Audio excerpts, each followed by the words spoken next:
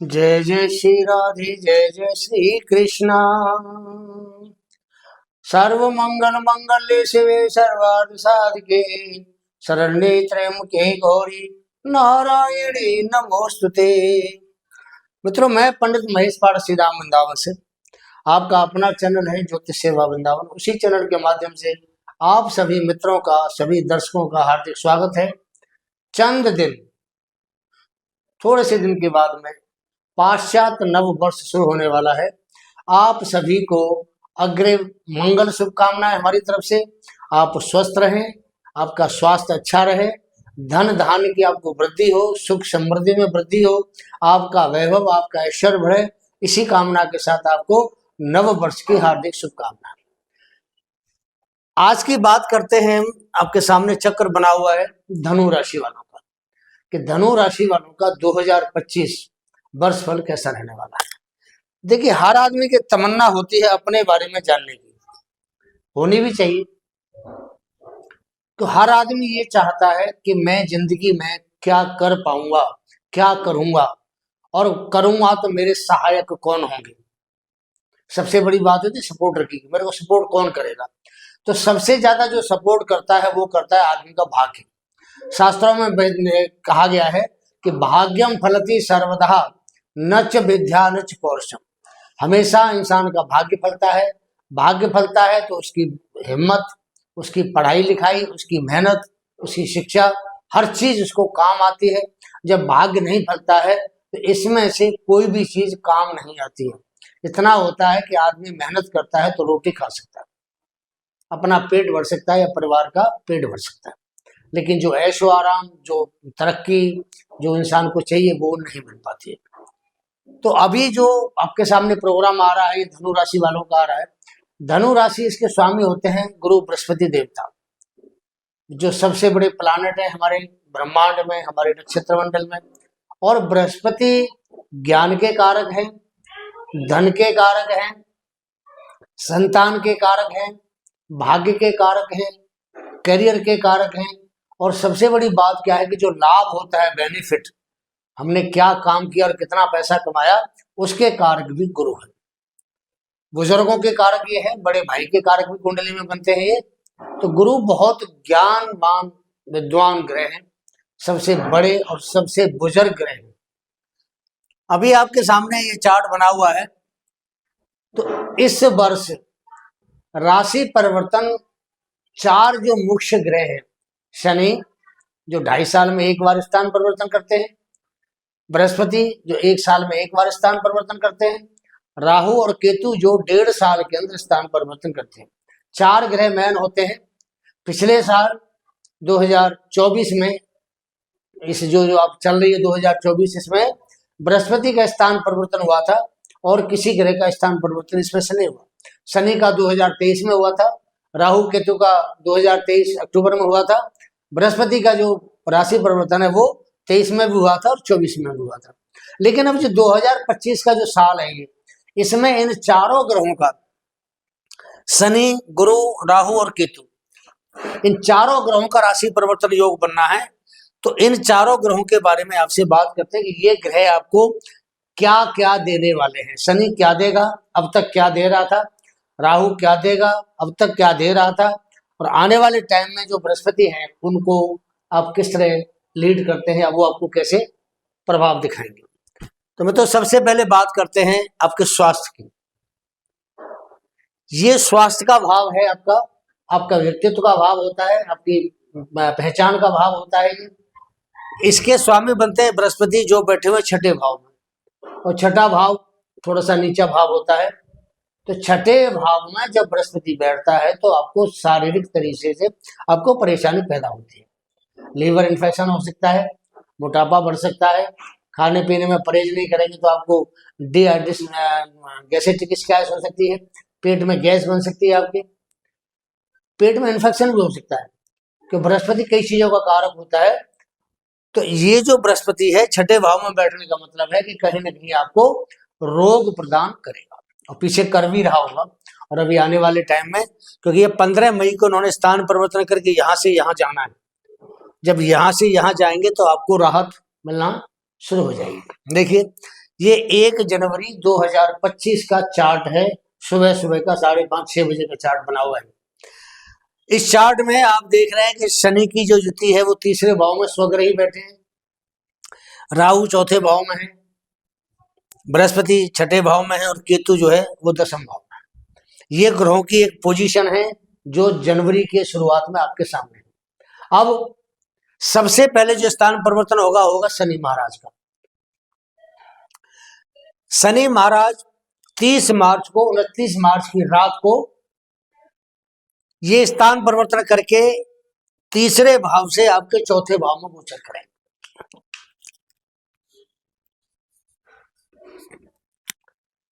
तीसरे भाव में शनि स्वग्रही बैठे हैं और धनु राशि वालों के लिए बहुत ही अच्छा प्रभाव लेके बैठे हैं। धन दान की वृद्धि करा रहे थे, कोई दिक्कत कोई परेशानी शनि की तरफ से धनु राशि वालों को नहीं थी।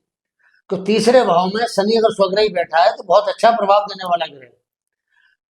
लेकिन जैसे ही शनि यहाँ चेंज होके आएगा चौथे भाव में 30 मार्च 2025 को, उसके बाद में पहला आपको जो एक नेगेटिव प्रभाव है वो आएगा कि शनि की ढैया आपकी राशि के ऊपर शुरू हो जाएगी।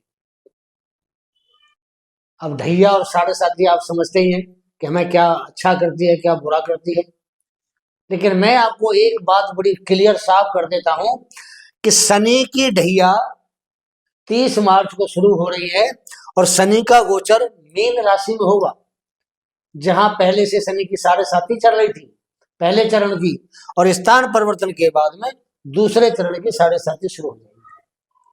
तो जितने भी मीन राशि के जातक के प्रोग्राम देख रहे हैं, आप अपना जो अनुभव है पिछले 2.5 साल का कि शनि जब आपके 2023 में 17 जनवरी 2023 को शनि जब यहाँ आए थे यहाँ से, तो आपको कितना शनि ने लाभ दिया। तो शनि स्वग्रही है, कितना आपको लाभ दिया। तीसरे भाव में मेहनत कराते हैं लेकिन बहुत अच्छा परिणाम देते हैं। जब चौथे भाव में आएंगे तो मैं आपको एक बात और बता दूं, शास्त्रों द्वारा ये बात सर्वविदित है कि शनि गुरु की राशियों में, गुरु की 2 राशि हैं, मीन राशि और ये आपके सामने 12 नंबर मीन राशि और 9 नंबर की धनु राशि, इन दोनों राशियों में शनि का प्रभाव औरों के मुकाबले बहुत कम खराब होता है।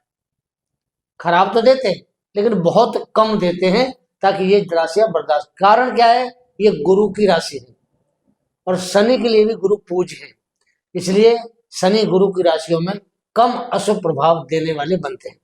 अगर किसी का शनि जन्म कुंडली में धनु राशि, मीन राशि या अपनी कुंभ राशि में अगर बैठा हो या तुला राशि में बैठा हो, तो ऐसा शनि धनु राशि वालों के लिए बिल्कुल भी नुकसान नहीं करेगा।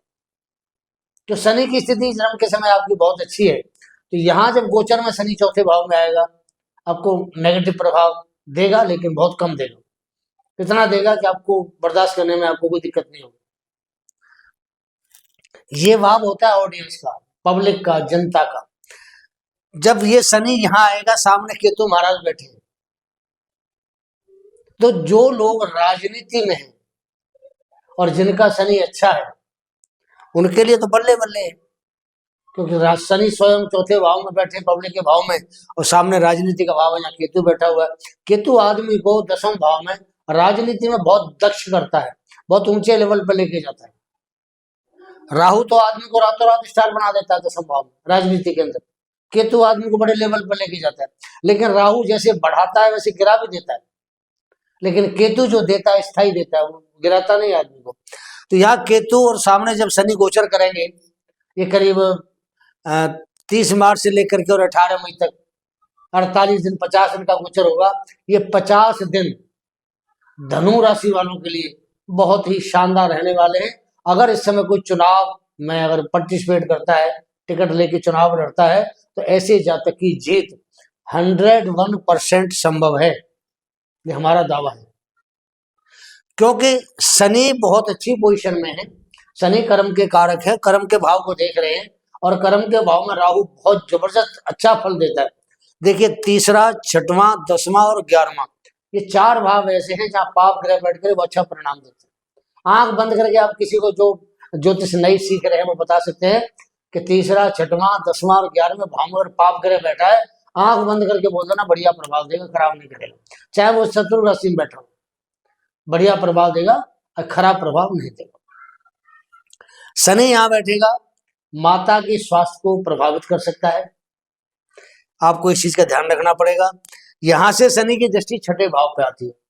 छठे भाव में हालांकि बृहस्पति बैठे हैं, लेकिन बृहस्पति भी 15 मई को स्थान परिवर्तन कर देंगे, तो 15 मई तक बृहस्पति अच्छा करेंगे, यहाँ बचाव करेंगे धनु राशि का, हर प्रकार के शत्रुओं से, हर प्रकार के कर्जे से, परेशानी से, रोग से आपको मुक्ति दिलाएंगे। लेकिन जैसे ही बृहस्पति का गोचर 15 मई को यहाँ होगा, तो शनि की छठवें भाव पर जो दृष्टि आएगी वो थोड़ी सी आपको प्रभाव अच्छा नहीं देगी। कुछ दुश्मन आपके पैदा हो सकते हैं शनि की दृष्टि से। तो कहावत है कि शनि जहां देखता है वहां नुकसान करता है, और जहां बैठा है वहां फायदा करता है। और बृहस्पति जहां देखते हैं वहां फायदा करते हैं, जहां बैठते हैं वहां नुकसान करते हैं, लेकिन कम करते नुकसान वो भी। तो शनि के बारे में कहावत है, शनि यहाँ बैठे हैं आपको लाभ देंगे, लेकिन जब शनि की दृष्टि यहाँ आएगी तो आपके दुश्मन पैदा करेगा, कर्जा चढ़ाएगा, कोई आपने लोन ले रखा है, लोन चुकाने में दिक्कत होगी, लोन की मजबूरी आएगी, आपको लेना पड़ेगा। हो सकता है कोई रोग भी आपका दोबारा जो ठीक हो गया था दोबारा खुद सामने आ जाए। शनि की दृष्टि यहाँ से आपके दसम भाव पे आती है, करियर भाव पे आती है, तो यहाँ भी करियर में कुछ थोड़ी सी, जब तक केतु है तब तक ठीक है, केतु स्थान परिवर्तन करके आपके यहाँ पे आएंगे भाग्य भाव के अंदर। जब केतु का गोचर यहाँ हो जाएगा तो शनि आपको दसम भाव के जो फल हैं उनमें कहीं ना कहीं थोड़ा सा कमी करेगा, अच्छा प्रभाव शनि का नहीं रहेगा, दसम भाव के ऊपर अच्छा प्रभाव नहीं रहेगा। राहु का गोचर यहाँ हो जाएगा जो शुभ रहेगा, तो राहु तीसरे भाव में, आपको पता है ना कि पाप ग्रह बलि होता है, तो राहु जब यहाँ आएंगे तीसरे भाव के अंदर तो राहु बलि हो जाएंगे। हालांकि धनु राशि वालों के लिए राहु नीच के बनते हैं, लेकिन फिर भी तीसरे घर में बैठ के राहु आपकी हिम्मत को, आपके बल को, आपके पराक्रम को बढ़ाएंगे और कहीं ना कहीं आपके भाग्य को भी सपोर्ट करेगा। भाई जब आपकी हिम्मत बढ़ जाएगी तो आप बाहर काम करने में समर्थ होंगे, कोई भी काम हो आप कर सकते हैं, काम करेंगे तो आपको लाभ होगा, उसमें शनि भी आपको लाभ देगा और राहु भी लाभ देगा।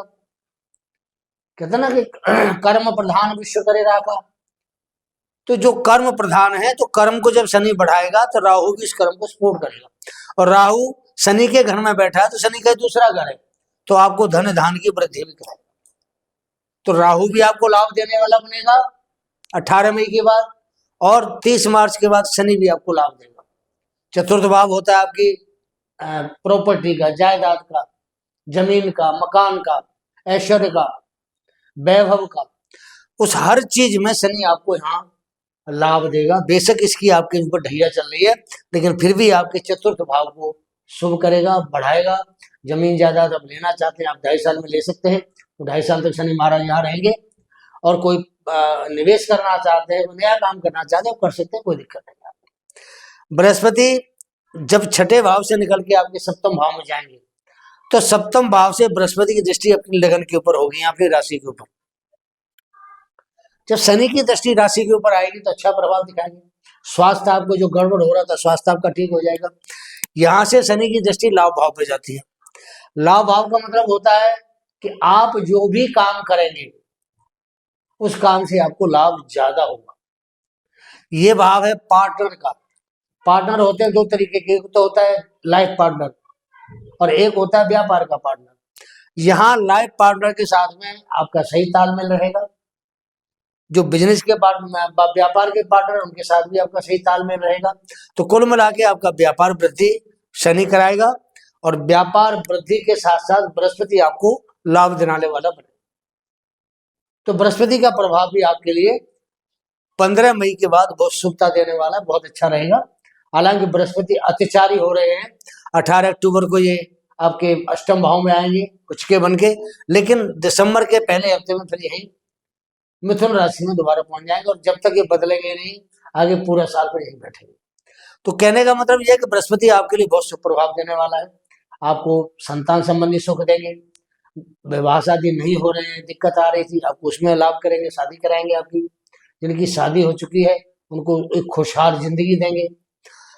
और बृहस्पति जहां सप्तम भाव में बैठते हैं तो जो दैनिक व्यापार रोजगार है आपका, उसके अंदर आपको बहुत वृद्धि करेगा। जो आपके पार्टनर है, साझीदार हैं, कोई हर काम करते हैं उनके साथ, तो उनके साथ आपका तालमेल अच्छा रहेगा।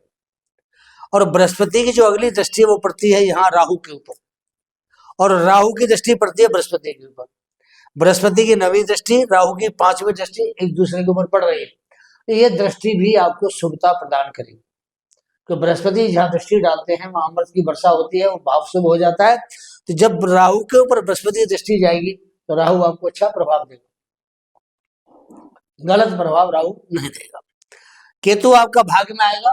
केतु को धर्म की ध्वजा कहते हैं।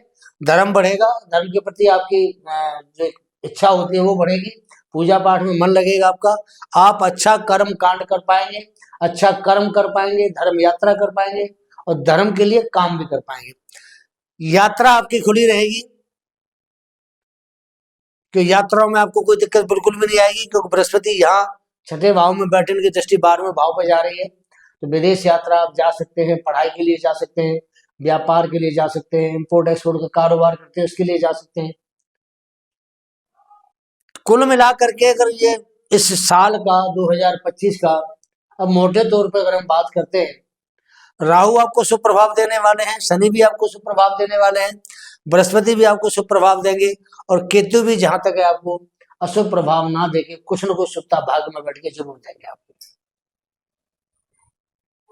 तो मित्रों, ये छोटा सा वर्ष फल 2025 का धनु राशि का आपके सामने पेश किया। कैसा लगा कमेंट में अपनी राय दें। विस्तृत रूप से जो उनके परिणाम हैं वो जनवरी से शुरू करेंगे, कि जनवरी का महीना से लेकर के और दिसंबर तक हर महीने का आपको महीनेवार आपको हर राशि का बताएंगे कि इस महीने इस राशि का क्या प्रभाव रहेगा। ये आपको एक मोटे तौर पे छोटा सा राशिफल बताया। कैसा लगा इसके बारे में अपनी राय दें। और एक सबसे बड़ा मेरे एक आपसे निवेदन भी है कि जो दर्शक हमसे नया जुड़ रहे हैं उनसे निवेदन ये है कि सबसे पहले आप इस चैनल को सब्सक्राइब करें।